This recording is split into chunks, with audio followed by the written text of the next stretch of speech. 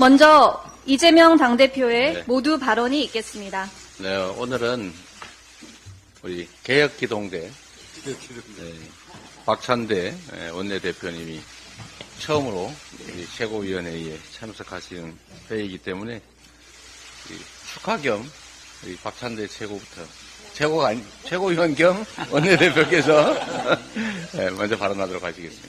축하드립니다. 앞으로 최고 원내대표가 되도록 하겠습니다. 네.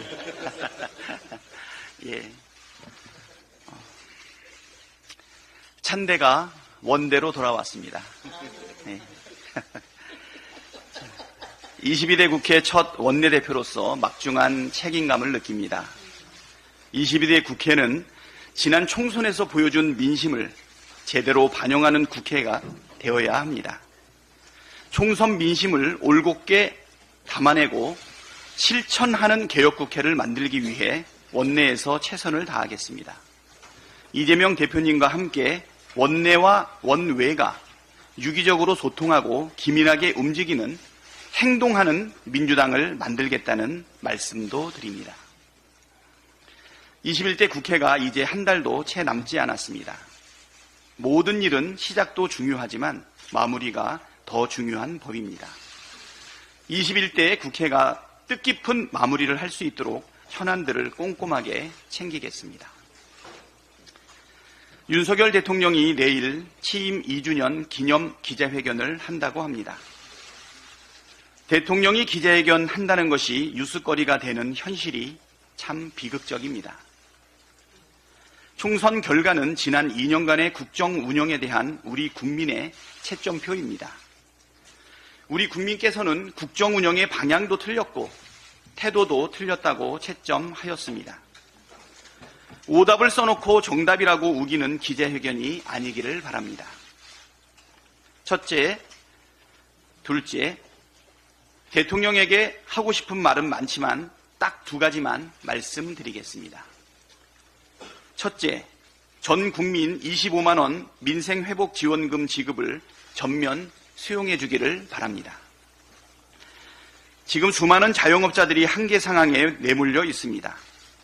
코로나19 당시보다 더 어렵습니다.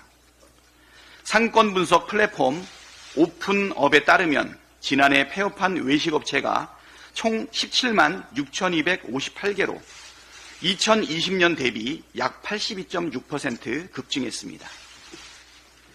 외식업체의 폐업률도 21.52%로 2020년보다 8.11포인트 높았습니다. 자영업자들의 대출 잔액도 가파르게 증가하고 연체 금액도 급증했습니다. 계속되는 고물가, 고금리에 국민들의 실질 소득은 대래 줄었습니다. 국민들은 쓸 돈이 없고 자영업자들은 손님이 줄어서 장사가 안 됩니다.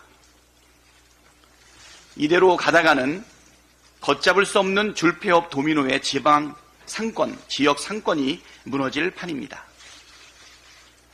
국민이 어려울 때 국가가 나서는 것은 당연한 일입니다. 사용기한이 정해진 소멸성 지역 화폐로 전 국민에게 민생회복지원금을 지급하면 자영업자와 소상공인들이 숨통을 틔우고 침체된 경기를 다시 살리는 마중물이 될 것입니다. 이미 그 효과를 모두가 체험해 보지 않았습니까? 한시가 급한 상황에서 효과가 검증된 방법이 있는데 굳이 애둘러 갈 필요가 있겠습니까? 둘째, 최혜병 특검법 전면 수용을 약속하시기 바랍니다.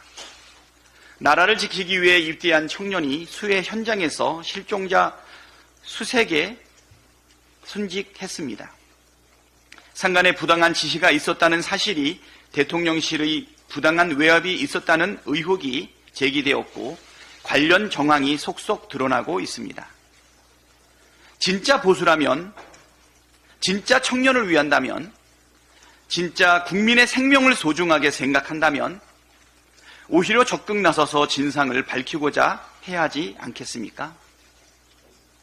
최혜병 특검법을 대하는 대통령과 정부 여당의 태도를 보면서 어떤 청년이 국방의 의무를 다하겠다고 나서겠습니까? 나라가 위기에 처했을 때 어느 누가 나라를 위해 자신을 내던져 헌신하겠습니까? 최혜병이 순직한 지 벌써 1년이 다 되어 갑니다. 이 정도면 충분한 기간입니다. 공수처 수사 결과를 보고 나서 특검 여부를 논의하자는 것은 정말 한가한 얘기거나 진상을 은폐하자는 소리와 다르지 않습니다. 더 이상 미룰 이유가 없다는 점 다시 한번 강조합니다. 대통령은 국민의 삶을 돌보고 국민의 생명을 보호할 책무가 있습니다. 마땅히 해야 할 일을 하겠다고 밝히는 대통령의 기자회견이 되기를 바랍니다.